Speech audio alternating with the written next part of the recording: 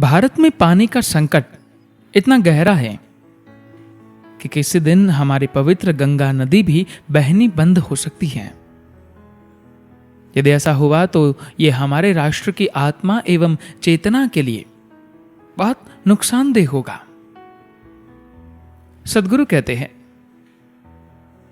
मूल रूप से आप जिसे मैं कहते हैं, जिसे आप मानवीय ढांचे के रूप में देखते हैं, वह एक खास सॉफ्टवेयर का काम है।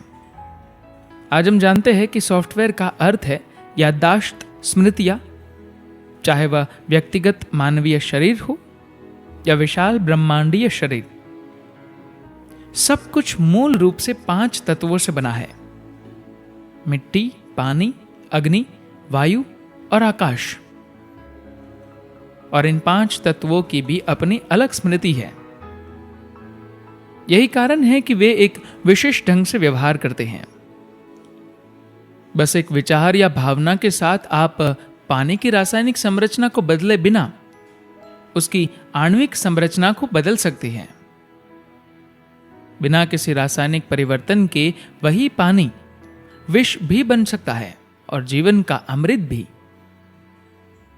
यह बस इस बात पर निर्भर करता है कि वह किस प्रकार की स्मृति अपने साथ ला रहा है।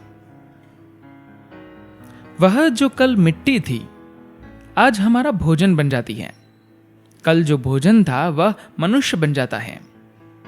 वही भोजन वापस मिट्टी बन जाता है। तो ये क्या और कैसे हो रहा है? मिट्टी किस तरह से एक फल, फूल या कुछ और चीज बन जाती है? यह सिर्फ बीज में मौजूद स्मृति की वजह से होता है।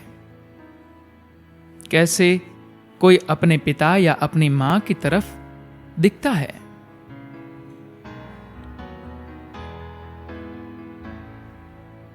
कैसे कोई अपने पिता या अपनी मां की तरह दिखता है?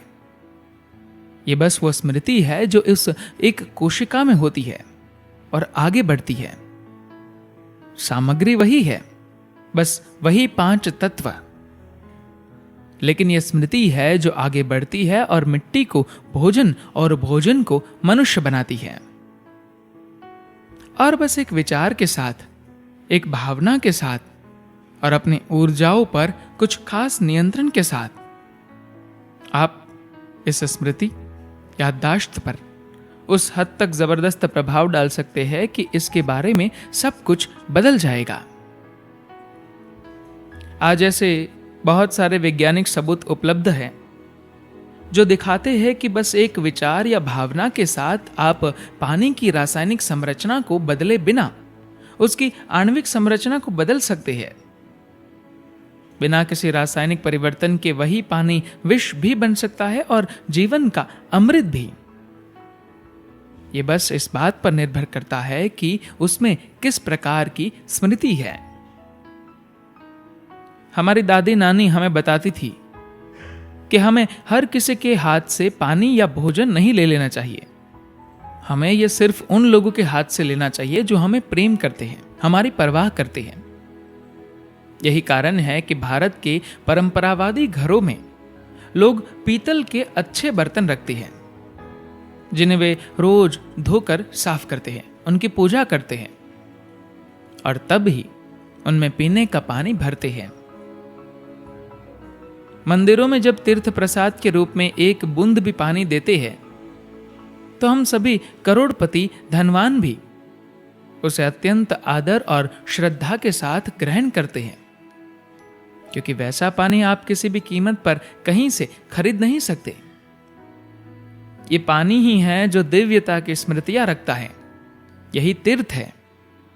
लोग इसे पीना चाहते हैं जिससे ये उनको उनके अंदर की दिव्यता याद दिलाए। भारत में आज ऐसे बहुत से शहर हैं जहां लोग 3 दिनों में एक बार ही नहा पाते हैं। भारत की संस्कृति, हमारी परंपराएं ऐसी है कि चाहे कुछ भी हो, चाहे हम खाए नहीं पर स्नान अवश्य करते हैं। आपको लगता था यह सब अंधश्रद्धा है, पर अब वैज्ञानिक भी यही बातें कर रहे हैं। वैज्ञानिकों ने यह शोध किया है कि जब पानी जबरदस्त रूप से पंपिंग करके ऊपर चढ़ाया जाता है तथा लेड और प्लास्टिक के पाइपों में से कई बार मुड़ते हुए ऊपर नीचे होते हुए गुजरता है और आपके घरों तक आता है तो उसकी आणविक संरचना बदल जाती है। इन सब मोड़ों और झुकावों के कारण पानी पर बहुत नकारात्मक प्रभाव पड़ता है। पानी में याददाश्त है, स्मृतियां है और आपके भौतिक अस्तित्व का, आपके शरीर का 72% भाग पानी ही है। आप बस एक लंबी बोतल है। तो अगर आप एक बर्तन में रखे पानी को सुखमय, आनंदमय बना सकते हैं, तो क्या अपने शरीर के अंदर के पानी को सुखमय, आनंदमय नहीं बना सकते? यही योग का विज्ञान है। भूत का अर्थ है तत्व और भूत शुद्धि का अर्थ है शारीरिक व्यवस्था के अंदर 5 तत्वों की सफाई यानी शुद्धि। भूत शुद्धि योग का सबसे मूल पहलू है। योग का जो भी प्रकार आप करते हैं वह भूत शुद्धि क्रियाओं का ही एक छोटा हिस्सा है। आपके जीवन के लिए पानी अत्यंत आवश्यक तत्व है, लेकिन आज भारत पानी की जिस स्थिति का सामना कर रहा है वह वास्तव में बहुत कठिन है। 1947 में भारत में जितना पानी प्रति व्यक्ति लोगों को मिलता था, आज उसका बस 18% ही मिल रहा है।